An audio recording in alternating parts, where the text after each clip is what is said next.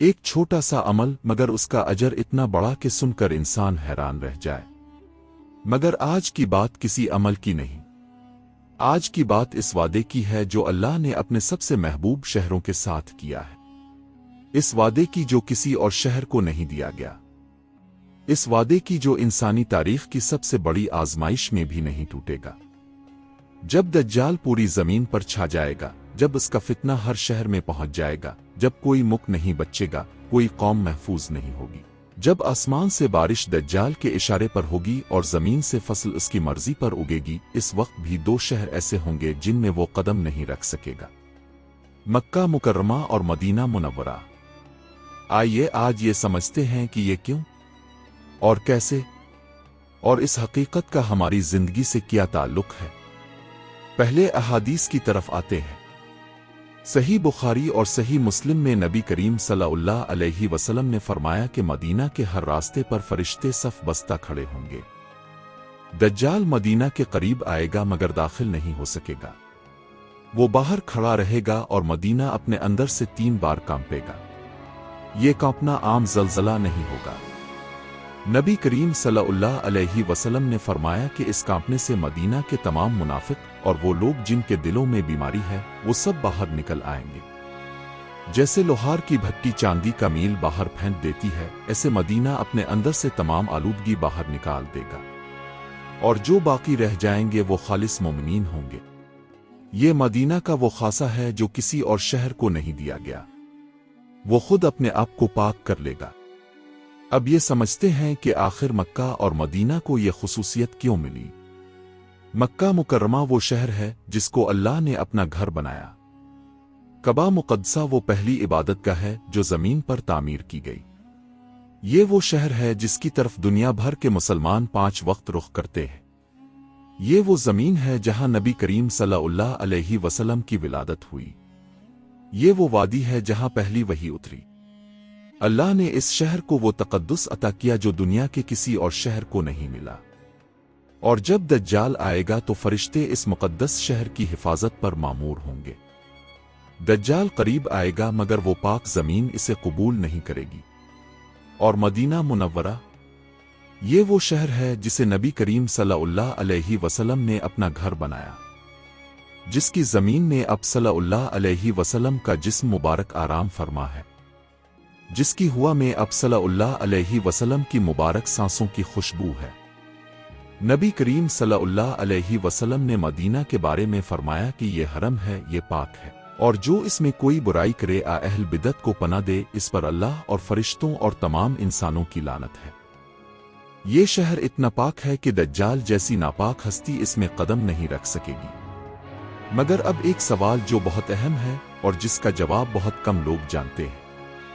جب دجال مدینہ کے باہر کھڑا ہوگا تو اس وقت مدینہ کے اندر کیا ہوگا؟ احادیث میں آتا ہے کہ اس وقت مدینہ کے باسیوں کی حالت کیسی ہوگی۔ دجال باہر کھڑا ہوگا اور اس کے ساتھ 70,000 لوگ ہوں گے۔ وہ مدینہ والوں کو بھی اپنی طرف بلائے گا، اور اس وقت مدینہ کے کچھ لوگ جن کے دلوں میں نفاق ہوگا وہ باہر نکل آئیں گے۔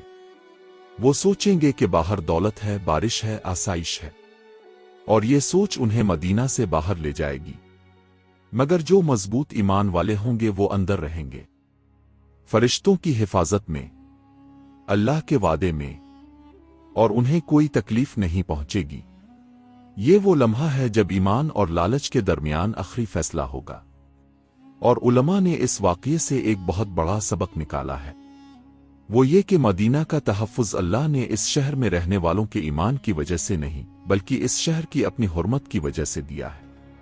مگر اس تحفظ کا فائدہ صرف وہی اٹھائے گا جو اس شہر میں رہنے کے قابل ہوگا۔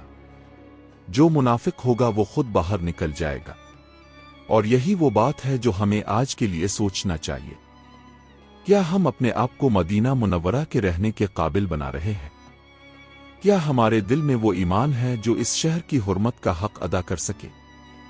کیا ہم وہ لوگ ہیں جو دجال کے لالچ کو ٹھکرا کر اللہ کے وعدے پر بھروسہ کریں گے؟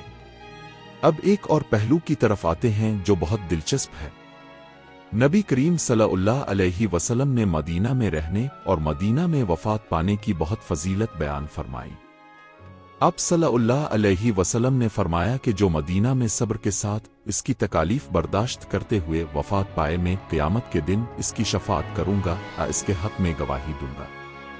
एक और रवायत में आता है कि जो मदीना में वफात पाए वो ऐसा है जैसे इसने जन्नत में वफात पाई। ये फजीलतें बताती हैं कि मदीना से ताल्लुक कितना अहम है, और दज्जाल के दौर में तो ये ताल्लुक और भी अहम हो जाएगा। मगर एक बात और समझनी जरूरी है, क्या सिर्फ मदीना में जिस्मानी तौर पर मौजूद होना काफी है? उलमा ने फरमाया कि नहीं। मदीना की हिफाजत इस शख्स के लिए है जो दिल से भी मदीना वाला हो, जिसके दिल में नबी करीम सल्लल्लाहु अलैहि वसल्लम की मोहब्बत हो, जो नबी करीम सल्लल्लाहु अलैहि वसल्लम की संत पर चल रहा हो, जिसका ईमान इस शहर की हुर्मत के मुताबिक हो। और ये सिर्फ मदीना की बात नहीं है, मक्का के लिए भी यही बात है। जो शख्स मक्का में जिस्मानी तौर पर मौजूद हो मगर दिल से आलूदा हो, दज्जाल का लालच इसे भी बाहर निकाल सकता है। तो असल तहफ़्फ़ुज़ कहाँ है?